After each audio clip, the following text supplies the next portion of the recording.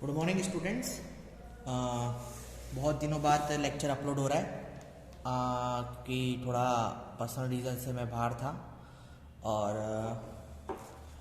हमारा थोड़ा lecture first chapter पे सिक्स लेक्चर से हम अटक गए थे। तो आज सेवन्थ लेक्चर की शुरुआत करेंगे। लास्ट में हमने बैक्टीरिया का डायग्राम के बारे में, उसके शेप के बारे में, इसका सेल स्ट्रक्चर के बारे में पढ़ा था।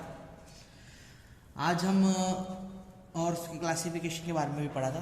तो आज हम उसके थोड़ा एक नया टॉपिक लेंगे बैक्टीरिया से रिलेटेड ही, ठीक है। जो कि मैंने बोला था कि आपको एक एक करके बैक्टीरिया और क्या बोलते हैं सारे एनिमल्स और प्लांट्स के माइक्रो ऑर्गेनिजम्स के बारे में बताएंगे। तो अभी हमारा प्लांट का जैसे बैक्टीरिया चल रहा था, तो बैक्टीरिया पहला पार्ट हमारा कंप्लीट हो गया था।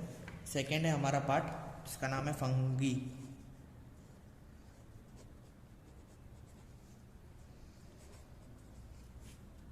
सुना होगा आपने इसके बारे में। तो फंगी क्या होता है? तो फंगी एक मल्टी सेलुलर स्ट्रक्चर होता है और नॉन फोटोसिंथेटिक प्लांट होता है जो कि ईस्ट इंक्लूड करता है। ईस्ट, मोल्ड्स एंड बैक्टीरिया, ये तीनों चीज़ कंसिस्ट करता है, ठीक है। जो मोस्टली फंगी है वो होते हैं एरोबिक, यानी ऑक्सीजन के प्रेजेंस में उनका जो उत्पन्न है, ग्रोथ है, वो होता है, ठीक है। उनकी जो एबिलिटी होती है ग्रोथ करने की वो लो मॉइस्चर कंडीशन पे होती है और लो पीएच स्केल पे रहती है। उनकी जो रेंज रहती है ग्रोथ करने की वो रहती है 2 से 9 के बीच में, ठीक है। अब fungi also have low nitrogen requirement, उनको ज़्यादा नाइट्रोजन नहीं चाहिए अपने डेवलपमेंट के लिए। और एक कॉमन एग्जांपल अगर मैं आपको बताऊं फंगी का, तो वो है मशरूम, ठीक है। तो हम अगर इसकी अच्छी तरीके से प्रॉपर डेफिनेशन देखेंगे तो क्या होगी फंगी की डेफिनेशन कि fungi are multicellular non photosynthetic plants and include yeast, molds and bacteria. ये हमारा पहला हो गया कि फंगी क्या है, मल्टी सेलुलर और नॉन फोटोसिंथेटिक प्लांट है, ठीक है। जो कि क्या इंक्लूड करता है, जो कि इंक्लूड करता है yeast, mould and bacteria. Clear है। जो हमारा सेकंड पॉइंट था वो क्या था कि वो होता है फंगी क्या होता है, एरोबिक होता है। एरोबिक बोले तो प्रेजेंस ऑफ ऑक्सीजन इनके अंदर पाया जाएगा, ठीक है। फिर एबिलिटी, ये ग्रोथ करने की एबिलिटी इनकी कब होती है, ग्रोथ एबिलिटी इनकी किसके अंदर होती है, मॉइस्चर के अंदर होती है, ठीक है, मॉइस्चर कंडीशन के अंदर। समझ में आया। और हमारा फोर्थ पॉइंट क्या था कि उनकी जो पीएच स्केल एनवायरनमेंट होता है, पीएच एनवायरनमेंट उसका रेंज होता है 2 to 9, ठीक है। और लास्ट पॉइंट था हमारा low nitrogen requirement for what, for growth. समझ में आया। तो ये था फंगी के बारे में। इसका एक और मैंने आपको बताया था, इसका एग्जांपल होता है मशरूम। सबने खाया होगा खाने में अपने, है ना। तो ये पॉइंट्स थे फंगी के बारे में। अब जो फंगी है हमारा वो 5 तरीके के क्लास में क्लासिफाइड हुआ है, ठीक है। तो उसकी जो क्लासिफिकेशन है वो मैं आपको यहाँ पे लिख देता हूँ। तो the fungi are commonly divided into 5 classes. पहला जो क्लास है उसका नाम है माइक्सोमाइसेट्स, ठीक है, जिसको हम बोलते हैं स्लिम फंगी। सेकंड जो है हमारा वो है फाइकोमाइसेट्स, जिसको बोलते हैं अपन एल्गे फंगी। तीसरा जो है हमारा वो है एस्कोमाइसेट्स, जिसको बोलते हैं हम सैक फंगी।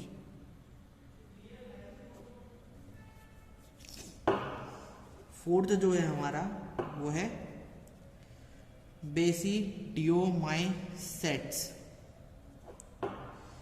जो कि होता है रस्ट, ठीक है, मशरूम।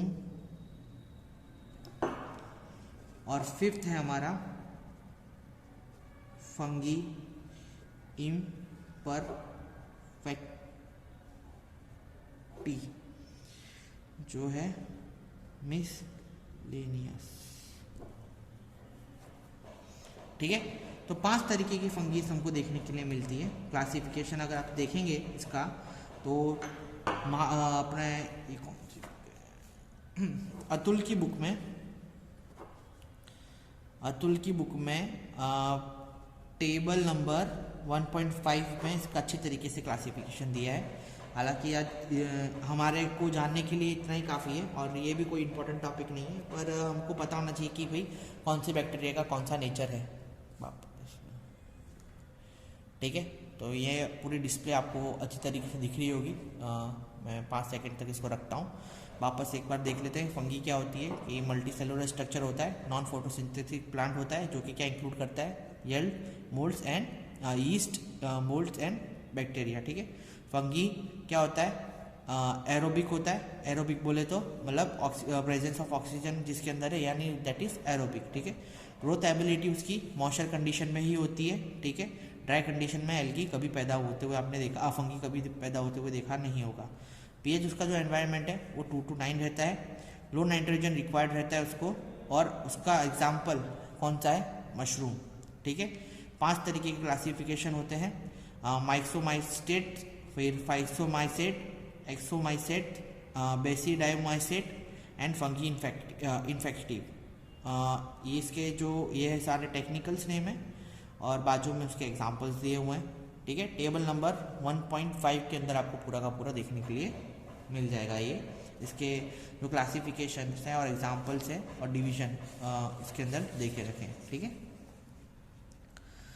फिर इसका इकोनॉमिकल इम्पोर्टेंट क्या है, इसका जो इकोनॉमिकल इम्पोर्टेंस है फंगी का वो क्या है, तो इंक्रीज द फर्टिलिटी। सबसे पहले इकोनॉमिकल इम्पोर्टेंस लिखने के लिए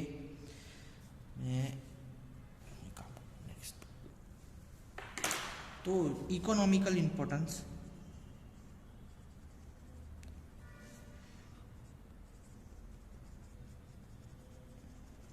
क्या है इसके, तो इकोनॉमिक इम्पोर्टेंस सबसे पहले अगर आप देखेंगे इसका तो क्या करता है, इंक्रीज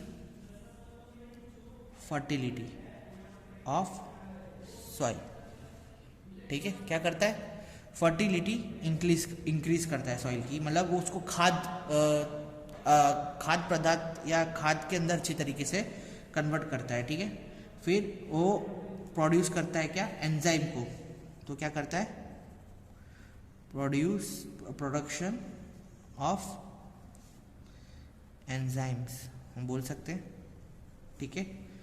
तीसरा प्रोसेस ऑफ फर्मेंटेशन है, ब्रेड के अंदर, चीज़ के अंदर, वो उसमें हमारा ये जो फंगी है बहुत हेल्प करता है। तो प्रोसेस ऑफ फर्मेंटेशन में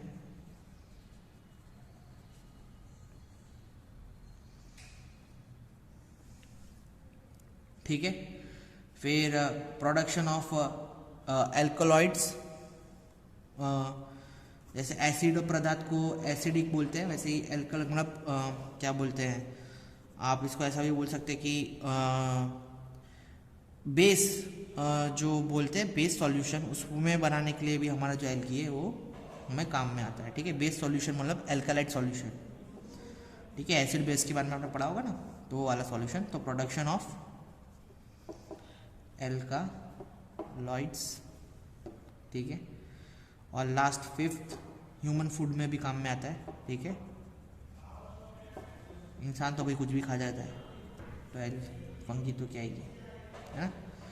तो ये था हमारे फंगी के बारे में पूरा का पूरा क्या बोलते हैं, जो हमें जानना चाहिए उसके बारे में अपने आज पढ़ लिया, ठीक है। अब हमारा जो सेकंड टॉपिक है वो है एल्गे। तो भाई एल्गे क्या होता है, एल्गे का भी सेम डेफिनेशन है, ठीक है। एल्गे आर यूनी सेलुलर और मल्टी सेलुलर ऑटोट्रॉफिक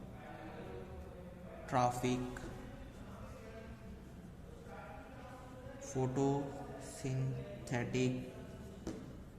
प्लांट्स, ठीक है।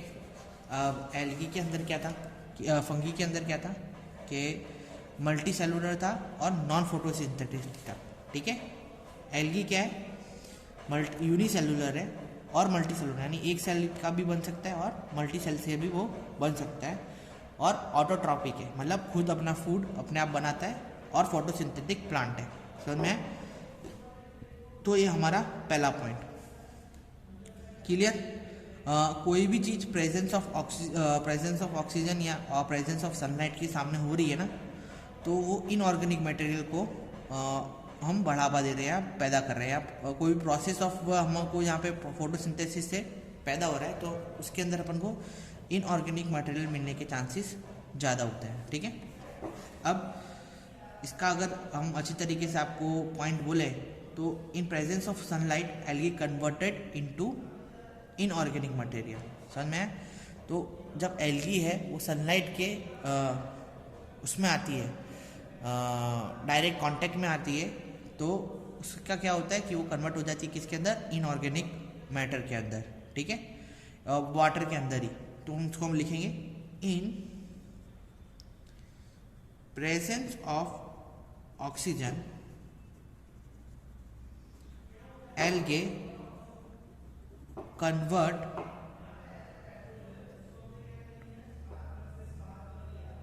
in presence of oxygen and sunlight, algae convert inorganic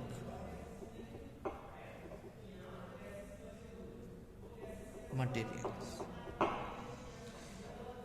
in water, ठीक है, समझ में आया। In the form of protoplasm and through the process of photosynthesis, मतलब फोटोसिंथेसिस के प्रोसेस के अंदर जो हमारे एल्गी है और सनलाइट और ऑक्सीजन उसको मिलता है, तो किस में कन्वर्ट हो जाती है, वो कन्वर्ट हो जाती है इनऑर्गेनिक मैटर के अंदर। सॉरी, ऑक्सीजन नहीं, सिर्फ सनलाइट।